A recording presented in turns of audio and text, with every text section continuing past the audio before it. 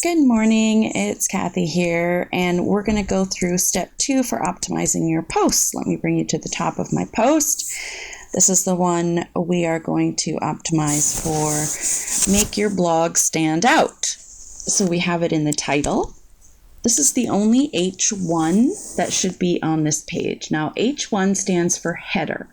So header 1. If you go down here, you can see all of the headers. It's heading 1, heading 2, heading 3, and this is just like a heading 1 would be the title of your book. And in that analogy, heading 2 would be your chapter titles.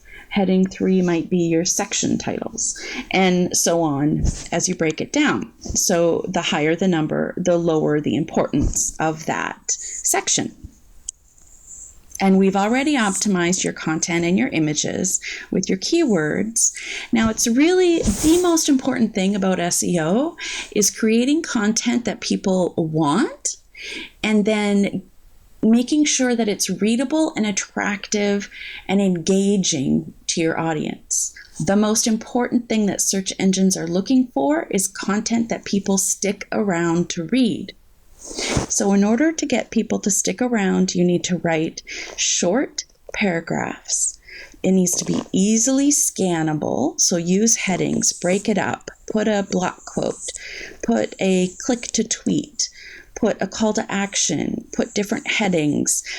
One other note, when making a heading, do not just highlight text and then make it bigger or bolder. That is not the same as one of these guys, which is actually an HTML setting. That changes the code.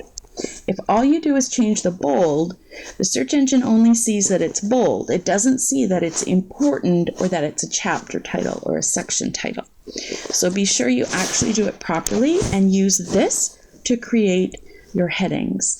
Only have one heading for H1. H2 should only be a couple of them to break down your post into major sections, unless it's a super long post. H3, it makes sense you'd have more of them. H4, you'd have more of them, if any. Then the last thing we're going to check is to go down to Yoast SEO. And we are going to make your blog stand out is going to be our focus keyword.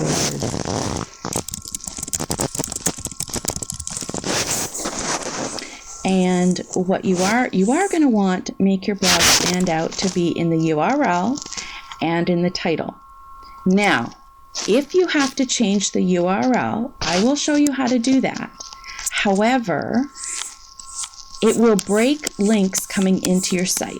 So up here, you can click here and you can change this URL. But if you do that, anything that was linking to the old URL will break. So it is important to have your keyword in the URL if it makes sense to your readers to do that. So make a note, copy and paste this into another document, your old URL, then copy and paste the new URL. And I'm going to show you how to create a redirect in a separate video just for those who need it. And you can change this at any time without breaking a link. So those two, it's important. Your header should have your keyword, especially occasionally wherever it makes sense. Your H2 should have a keyword, and so should your H3 if you can. But the rule always applies to write for your readers first. So here's our SEO title. Now I can also put at the end, this will overwrite any of the other settings from the plugin that we did at the beginning. Here I can also put a different title, like let's say I wrote the title here about my daughter's cookie sale. Well, that doesn't really tell you what it's about. If I'm searching for how to get readers, I would just change this to how to get readers and make your blog stand out. And then you go here. Now the meta description is just an intro story where I jumped right into that at the beginning of the post, but that's also not really going to get many people to click through from the search engine results page. So I might just start here and outline that I have read the five most effective tips for gaining an audience and making your blog stand out from the crowd. And now I've also put my keywords in there as well. And that lets you change the snippet that's in the search engines without having to change the first paragraph of your post.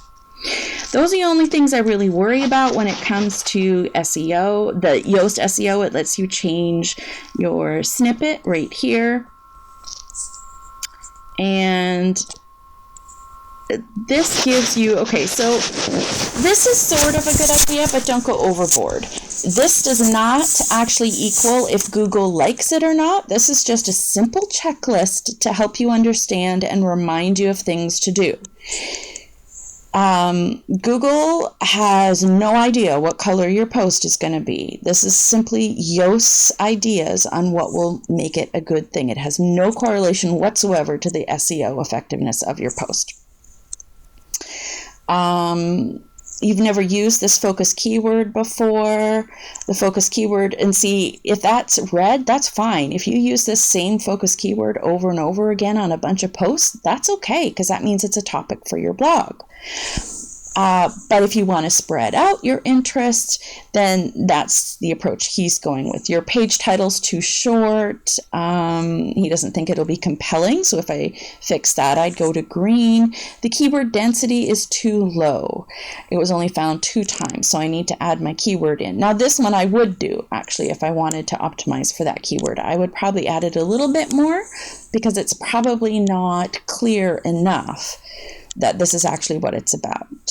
Now, the other thing is this will stay red, this keyword density, even if I have make your blog stand out in here a whole bunch of times, but I have it in make your blog stand out, or your blog can stand out, or these are 4 ways my blog has stood out among the crowd.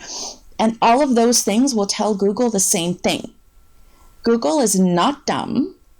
It does contextual learning.